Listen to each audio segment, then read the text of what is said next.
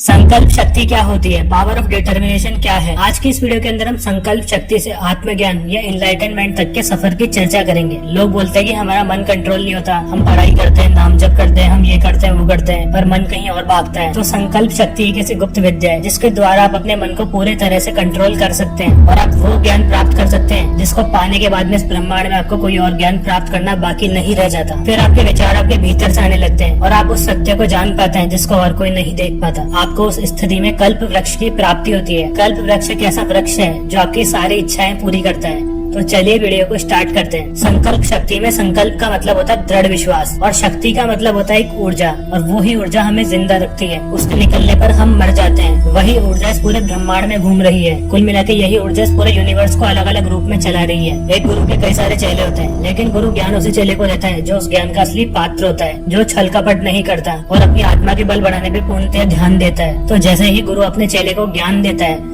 चेले को उस ज्ञान को एक्टिवेट करने के लिए अपनी संकल्प शक्ति की जरूरत पड़ती है। मतलब कि आप इसको ऐसे समझो कि एक तिजोरी है जो गुरु ने अपने चेले को दी और उस तिजोरी की चाबी है संकल्प शक्ति। और जब चेला उस संकल्प शक्ति से उस तिजोरी को खोलेगा ना, तो पूरे संसार का जो असली ज्ञान है ना, सत्य है, वो उस चेले के सामने खुला खुला प्रकट हो जाएगा। ये जो संकल्प शक्ति है ना, ये बहुत बड़ी चीज है और मैं इस वीडियो में आपको इसके बारे में एकदम शुरू से लेकर एंड तक बताने वाला हूँ। ये बातें ऐसी है जो आपकी जिंदगी बदल सकती है। इस वीडियो को तो बहुत कम लोग देखेंगे, पर जिन भी लोगों ने इस फॉर्मूला को अप्लाई कर लिया ना, वो उसकी जिंदगी में खेल जाएगा। ये मैं आपको लिख के देता हूँ। एक व्यक्ति रोज पूजा करता है लेकिन उसको अनुभव नहीं होते, और दूसरा व्यक्ति संकल्प लेता है कि मुझे 21 दिन तक या 9 दिन तक, वो अपने हिसाब से डे डिसाइड करता है कि मेरे को इतने दिन तक इतने जप करने हैं, इतने लाख जप करने हैं। वो साधक भगवान के सामने बैठता है और बोल देता है कि मैं 21 दिन तक इतना जाप करूंगा, और वो अपना शुरू हो जाता है। फिर जब उसके संकल्प के एंड वाले दिन होते हैं ना, जैसे उसने 21 दिन का चूज करा है, तो 18वां 19वां दिन होता है जो, उस समय उसको अनुभव होने लगते हैं और वो अनुभव इतने अलग होते हैं, उसको ये समझ में आ जाता है कि यार एकदम सत्य है, ये असली है, और उसके अंदर विश्वास और बढ़ जाता है। और फिर जब उसका संकल्प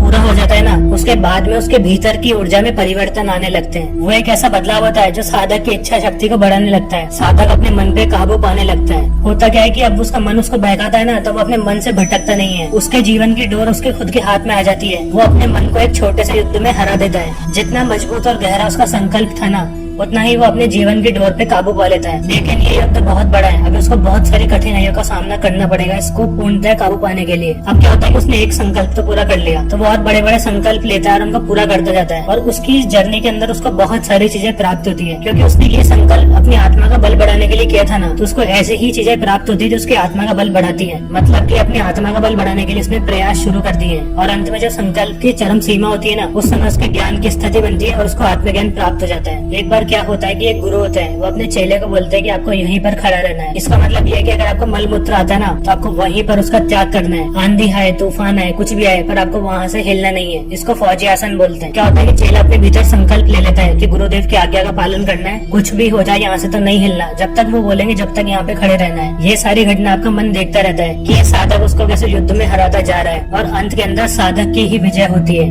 एक बार क्या होता है कि एक साधक होता है जिसको आत्मज्ञान चाहिए होता है, वो खुद को जानना चाहता है, तो वो एक गुरु के पास में जाता है। अब क्या होता है कि गुरु के आश्रम में गुरु के चेले भी होते हैं बहुत सारे। वो सारे देखते हैं कि अरे कौन आ गया। वो साधक सीधा उस गुरु के पास में जाता है और ऐसे बोलता है गुरुदेव मेरे को आत्मज्ञान चाहिए। तो गुरुदेव है ना, उसको कोई सवाल नहीं करते, उसको बोलते हैं कि बेटा सामने जाके गड्ढा खोदो। और वो साधक क्या करता है कि वो सीधा जाके वहाँ पे गड्ढा खोदना शुरू कर देता है। अब क्या होता है कि उसको वहाँ पर गड्ढा खोदते खोदते पूरा दिन निकल जाता है और वो एकदम थक जाता है। वो बेचारा भूख में होता है, उसको प्यास लगती है। फिर वो गुरुदेव के पास में जाता है और बोलता है कि गुरुदेव आपने जो बोला था वो मैंने कर लिया, पर मेरे को कोई ज्ञान व्यान तो मिला ही नहीं। अब गुरुदेव बोलते हैं कि बेटा आपने जितना खोदा है ना इसको, इतना ही दुगना और खोदो। अब वो बेचारा वापस जाता है, अपने काम पे फिर लग जाता है। उसकी हालत एकदम खराब हो चुकी थी, पर उसने संकल्प ले लिया था कि गुरुदेव ने जो बोला है वो मेरे को करना है। तो फिर से शुरू होता है और वहीं से वापस स्टार्ट कर देता है और खोदना शुरू कर देता है। वो बेचारा थकान में चूर हो चुका था, ना तो उसने खाना खाया था ना पानी पिया था, लेकिन उसने संकल्प ले लिया था कि गुरुदेव की आज्ञा का पालन करना है। तो वो गड्ढा खोदता खोदता खोदता बेहोश हो गया अंदर ही। अब यहाँ पे सीन क्या होता है कि उसके जो पूरे बॉडी की एनर्जी थी ना, वो एक जगह इकट्ठा हो जाती है, क्योंकि उसने अपनी पूरी एनर्जी बाहर निकाल दी। तो फिर जब वो गिरता है तो वो सारी एनर्जी इकट्ठा होकर एक जगह हो जाती है। अब यहाँ पे क्या सीन बनता है कि उसके अंदर उसके भीतर है सामने एक विस्फोट होता है, और वो विस्फोट ऐसा होता है कि उसको ज्ञान की प्राप्ति हो जाती है, क्योंकि जिस समय उसने अपनी एनर्जी निकाल के वो गिरा था ना, उस समय वो संकल्प में भी था और यहाँ पर जीने मरने की स्थिति थी। वो मर भी सकता था, उसने इतना ज्यादा एक्सेसिव काम कर लिया था, और इस समय गिरा, उसने अपने मन पे काबू पाया। तो ऐसी कंडीशन में विस्फोट होता है, तब ज्ञान की प्राप्ति हो जाती है। अब वो उठता है और उस गड्ढे से बाहर आता है। तो सारे लोग ये देखते हैं कि जो व्यक्ति गड्ढा खोदने गया था ना, वो एक अलग इंसान था, और जो गड्ढा खोद के वापस आया ना, ये कोई अलग इंसान है, ऐसा प्रतीत होता है। क्योंकि उस साधक ने संकल्प ले लिया था कि अब जो होगा देखा जाएगा, अब जिंदगी मौत आए कुछ भी आए, अपन को एक करना और करते जाना है। और फिर जीने मरने की स्थिति भी आ गई, पर वो अपने संकल्प के साथ में मजबूत खड़ा रहा। तो फिर यहीं पर संकल्प की चरम सीमा होती है, और यहीं पर ये विस्फोट होता है। जितने भी योगी होते हैं वो अपने आप को ऐसे ही साधते हैं, अपनी संकल्प शक्ति को मजबूत करते हैं। उसके बाद में ही ऐसी घटनाएं, ऐसे बदलाव आपकी आत्मा के साथ में होते हैं। इसके बाद में क्या होता है कि जब ये ज्ञान प्रकट होता है ना, इस समय साधक का आज्ञा चक्र पूर्ण रूप से सक्रिय हो जाता है, मतलब पूर्ण रूप से जागृत हो जाता है। अब उस साधक के मन में कुछ नहीं आता, वो शून्य की स्थिति को प्राप्त हो जाता है, उसका मन शांत हो जाता है और मन अपने आप में खोया रहता है। आप ऐसे लोगों को देखोगे तो ऐसे बोलोगे अरे तू कोई पागल है, पर वो अपने आप में उस मस्ती में मस्त रहता है। खास बात यह है कि अब वो जो चाहे वो कर सकता है, क्योंकि उसके जीवन की डोर उसके हाथ में आ चुकी है। उसका आज्ञा चक्र पूर्ण रूप से सक्रिय हो चुका है, और आज्ञा चक्र के पूर्ण रूप से सक्रिय होने का मतलब है कल्प वृक्ष की स्थिति। कल्प वृक्ष क्या होता है? एक ऐसा वृक्ष जिसके पास आप जो भी जाके इच्छा मांगोगे ना, वो आपकी इच्छा पूरी हो जाती है। तो ये हमारे अंदर ही घटता है। जब आज्ञा चक्र पूर्ण रूप से ऑन होता है, उस समय आप जो भी चीज बोलते हो ना, वो सत्य हो जाती है। और जो इस स्थिति में पहुंच जाता है, जिसने अपने भीतर काबू पा लिया, वो बाहर भी काबू पा सकता है, कोई बड़ी बात नहीं है। एक एग्जांपल लेता हूँ कि हमारे कई सारे योगी होते हैं जिन्होंने अपने आप को पूर्ण रूप से साध लिया होता है, ज्ञान प्रकट हो गया होता है। तब उनके साथ में पता है क्या होता है कि अगर उनको, वो यहाँ पे राजस्थान में बैठे हैं और उनको यूपी में जाना है ना, वो अपनी संकल्प शक्ति के बल पे यहाँ से सीधा वहाँ पर प्रकट होकर जा सकते हैं। ऐसा असली में होता है, कोई मजाक की बात नहीं है। तो ये संकल्प शक्ति इतनी पावरफुल होती है कि एक व्यक्ति जिसने अपने आप को साध लिया, वो यहाँ पर बैठा बैठा ये सोचेगा ना कि मेरे को वृंदावन जाना है, तो वो यहाँ पर पूर्ण रूप से यहाँ से गायब होकर वहीं पर प्रकट हो जाता है। ये जो स्थितियां ये ज्ञान की उच्च स्थितियों में से आती है। एक बार क्या हुआ कि ऐसा एक साधक था जिसने अपने मन पे बहुत रूप से काबू पा लिया था। अब क्या होता है कि वो किसी सत्संग में जाता है और वहाँ पर सब कुछ सीन चलता रहता है, तो वह ना अचानक से रोने लग जाता है। उसके अंदर पता नहीं क्या प्रकट होता है, उसको भगवान के लिए मतलब तड़प से आए थे उसके अंदर, और वो बोलता है कि अब मैं तो इनसे दूर नहीं रह सकता। फिर वो पूरी रात वहीं पर बैठा रहता है, सारे लोग चल जाते हैं, और अगले दिन 3 बजते हैं ना, ब्रह्म मुहूर्त के समय, वो प्राण त्याग देता है। सीन ये था कि उसने अपने अंदर से संकल्प ले लिया था कि अब मैं इनसे दूर नहीं रह सकता, तो वह हैंड टू हैंड यहाँ से निकल गया। संकल्प शक्ति से आज्ञा चक्र जागृत हो जाता है। उसके बाद में आप जो बोलते हो ना, वो घटनाएं होने लगती है। तो साधक ने ये बोला कि मेरे को उनके पास में आना है, मेरे को प्राण त्यागने,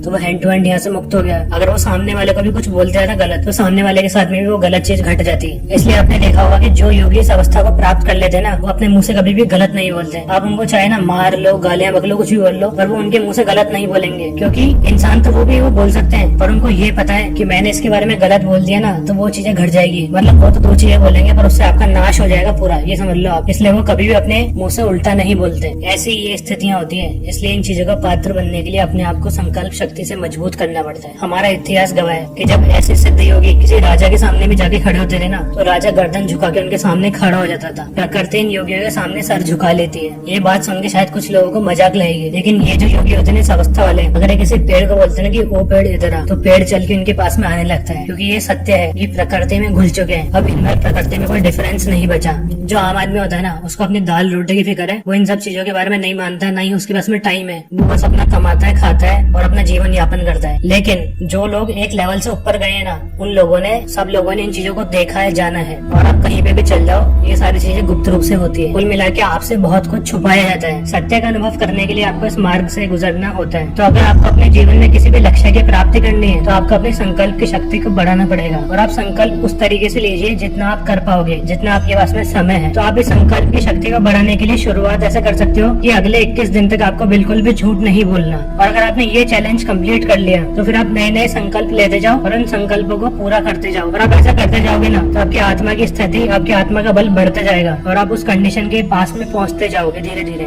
साहस और धैर्य के साथ में आप लगे रहो और आपकी आत्मा का बल कब बढ़ जाएगा आपको पता नहीं चलेगा। कई बार क्या होता है कि कुछ लोग ये सोचते हैं कि मैं रोज हनुमान चालीसा पढ़ूंगा या फिर मैं रोज माला जप करूंगा, फिर वो 4 दिन तक करेंगे और 5वें दिन वो छोड़ देंगे, 6ठे दिन में वो छोड़ देंगे, गैप ले लेंगे, या फिर वो करना ही बंद कर देंगे। और फिर पता है वो क्या सोचते हैं कि भगवान नहीं चाहता हमसे करवाना, इसलिए भगवान हमको हटा रहे हैं। वो अपने मन में ऐसे ऐसे विचार लाके और अपने आप को बेवकूफ बनाते रहते हैं। तो आपको ये गलती कभी नहीं करनी। अगर आप कुछ स्टार्ट कर रहे हो ना, आप भले ही 10 मिनट पूजा करते हो या फिर आप 20 मिनट एक्सरसाइज करते हो, आप जो भी करते हो आप उसको रोज करो। और आप उसको रोज करोगे ना तो ही आपकी संकल्प की शक्ति बढ़ेगी। अगर आप 4 दिन करके 5वें दिन छोड़ रहे हो, ऐसे कुछ नहीं होता, फिर कुछ नहीं होना। लेकिन अगर आप लगे रहते हो ना तो उसके परिणाम एकदम अलग होते हैं। कुल मिला के ये चीजें आपको अंदर से बदल देती है। महान संतों ने, योगियों ने ये बात बोली है कि जो व्यक्ति ग्रस्त में रह के अपने धर्म के अनुसार भी चलता है ना, श्रद्धा के साथ में सारे काम करता है और ये सोचता है कि मैं जो भी कुछ कर रहा हूँ ऊपर वाले के लिए कर रहा हूँ, ज्ञान पाने के लिए कर रहा हूँ, तो फिर उसके आत्मा का बल अपने आप बढ़ता जाता है। आप लोगों को आज ये डिसाइड करना है कि आप क्या संकल्प लेने वाले हो और आपको कमेंट में लिख के बताना है कि मैं इतने दिन तक ये करने वाला हूँ, उतने दिन तक ये करने वाला हूँ। फिर आपका जैसे संकल्प पूरा हो, आप फिर से आना और कमेंट में बताना कि आपने पूरा किया क्या। जैसे आप ये कर सकते हो कि मैं इतने दिन तक 100 माला करूंगा, 200 माला करूंगा, या फिर मैं इतने दिन तक ये एक्सरसाइज करूंगा। आप कुछ भी करो पर आप संकल्प लो, इससे आपकी आत्मा का बल बढ़ेगा। ट्रस्ट में, जिनके पास में भी गुरु नहीं है और उनको अपने आप का आध्यात्मिक विकास करना है, अपनी आत्मा का बल बढ़ाना है ना, उनको ये संकल्प जरूर करने चाहिए। क्योंकि आपके ये संकल्प है ना, ये सिद्ध पुरुषों को सबको देखते हैं कि आप क्या कर रहे हो, क्या नहीं कर रहे, और इससे उनको ये पता चलेगा कि यार इस बंदे में इतनी काबिलियत है, तो वो आपको स्वयं ही उनके पास में बुला लेंगे और आपके आगे के प्रोग्रेस, आपके आगे के जर्नी के लिए वो आपका साथ देंगे। आजकल आप ये देखो कि दुनिया की परिस्थिति कितनी खराब हो रही है। जहाँ देखो वहाँ पर युद्ध के माहौल बन रहे हैं। दुनिया का अंत तो नहीं होगा, लेकिन ये छोटे मोटे युद्ध हमेशा चलते रहेंगे, क्योंकि पक्ष और विपक्ष हमेशा से रहते आए हैं। देवता है ना तो दानव भी है। तो ये बात हमेशा याद रखना कि जब जिसका शासन होता है वो अपने हिसाब से राज करता है। कई हजारों सालों बाद ऐसा भी समय आ सकता है कि आपको भगवान का नाम लेने पर जेल हो सकती है, आप साधनाएं नहीं कर सकते, संत योगी वगैरह नहीं होंगे, सत्संगें नहीं मिलेगी। उस समय धरती से सारे ज्ञानी जा चुके होंगे। उस समय जो साधक ज्ञान प्राप्त करेगा ना, वो इस संकल्प शक्ति से ही करेगा, क्योंकि इससे सामने वाले को पता नहीं कि आप क्या कर रहे हो और अपने भीतर अपने संकल्प की शक्ति को आप बढ़ाते जा रहे हो और ज्ञान की ओर बढ़ते जा रहे हो। शासन किसी का भी हो, संकल्प तब तक रहेगा जब तक शक्ति रहेगी। तो आप भी आज से संकल्प लेना शुरू कर दो। वीडियो को यहीं पर एंड करते हैं। कोई गलती हो गई तो माफ करना। धन्यवाद, फिर मिलते हैं।